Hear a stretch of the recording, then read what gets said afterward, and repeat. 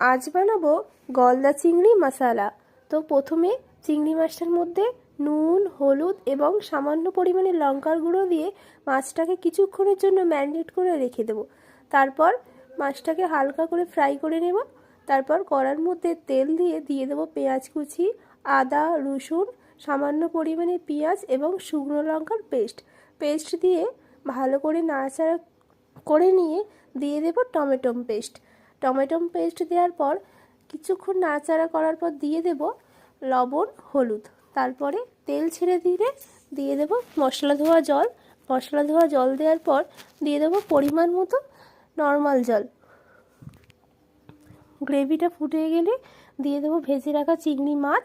তারপর দিয়ে কিছুক্ষণ নাড়াচাড়া করে মিশিয়ে নেওয়ার পর দিয়ে দেবো গরম মশলা, কাঁচা লঙ্কা দিয়ে আবারও চাপা দিয়ে কিছুক্ষণের জন্য রান্না হতে দেবো। তারপর ঢাকা খুলে দিয়ে দেবো